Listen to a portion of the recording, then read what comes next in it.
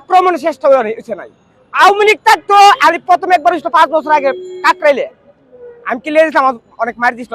এই কাহিনী গেছে শুক্রবার এলো প্রায় এই জায়গা 7:30 বাজে, শুক্রবারে দিন গিয়া রাইতে 7:30 বাজে আমি 10-15টা মিডিয়া আমার সামনে সব এনো লাগাই তে এক লোকে ছবি তুলছে, এইভাবে ছবিটা তুলছে, ছবিটা তুললা যখন মোবাইলে একবার ফটো উঠাইছে, ছবি তুললে আবার যখন বাইকে দিয়ে একটা চাকু এই প্রায় এরপর চাকু মাস্ক লাগাইল কুইতা চাকু তোরা পাইছি। আমি তো পুরা কথাটা আমার কানে আছে, আর ছবিটা তুললে মোবাইলে আবার বাইক করছে, আমি পুরা দৃশ্যটা দেখছি। দীক্ষা আমি কইতেছি মিডিয়া বাইরা আমার এটি সরান, আমার বাথরুমে ধরছে, আমি 3 মিনিটের ভিতরে আইতাছি। এবার কেন তুমি তো জীবন এটা করছো না এতদিন না, আমি এক করে খাইছি বাথরুম ধরছে, তাড়াতাড়ি সরান নাইলে ভিতরে লই গেলাম। তাড়াতাড়ি হুলছে লিস্কাটা ফাড়া দিছি, ফাড়া দিয়া এনতে গেছি। এরপর হ্যাঁ আমার ফাইল চাই লইছে, আমি বুঝে 3 মিনিট ভিতরে আইতাছি, এত কইছে আমি তো আমুই। কিন্তু এটা কেন সে কারা কারো দিনই আইছে, কেউ কে হারে 20 টাকা দিছে আমার মারার জন্য, 10-15 জন বাবুরা দিছে নাকি? কেন আমি হাসিনার বিরুদ্ধে কথা বলি কে না ভারতের নরেন্দ্র মোদীর বিরুদ্ধে কথা বলি কে? এই কারণে নাকি ওই আব্দুল রাজ্জাক কৃষিমন্ত্রী, হাসান মাহমুদ পররাষ্ট্রমন্ত্রী, ওই সেতুমন্ত্রী ওবায়দুল কাদের শিল্পমন্ত্রী ইত্যাদির বিরুদ্ধে কথা বলি কে আমার মারা দিতে চাইছে? আরে কারা এটা? কে আমার মারতে আসলো? কারা বানাইছে? আজকে আপনারা যদি আমি থাকতাম, আমি আগার কথা বলে না যাইতাম, আজকে আমার লাশ দেখতেন আপনারা।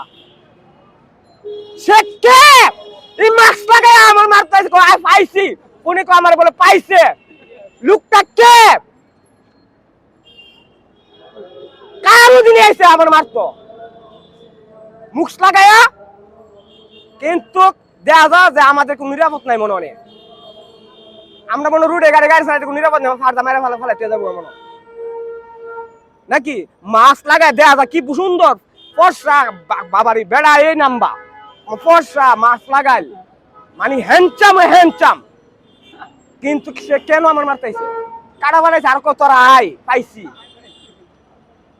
কিন্তু এরপরে আমার সারা রাত আমার ঘুম হইছে না, আমি তো কেউ কিছু কইছি না, আমি কথা কইছি ভারতের নরেন্দ্র মোদীর বিরুদ্ধে, হাসিনার বিরুদ্ধে, ওই যারা দুর্নীতি সিন্ডিকেট করে হারার বিরুদ্ধে।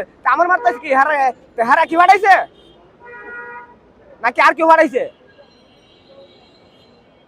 আমি বলতে চাই তোমরা যাই হই একজনে মারবা, কতজনে মারতে পারবা, কত লিস্কারে মারতে পারবা, কত গরিব মারতে পারবা, কত শ্রমিক মারতে পারবা, কত গার্মেন্টস শ্রমিক মারতে পারবা, দেখা যাবো। এক পাগলা আনোয়ার মারলে 100 পাগলা আনোয়ার জন্ম হবে এই বাংলায়।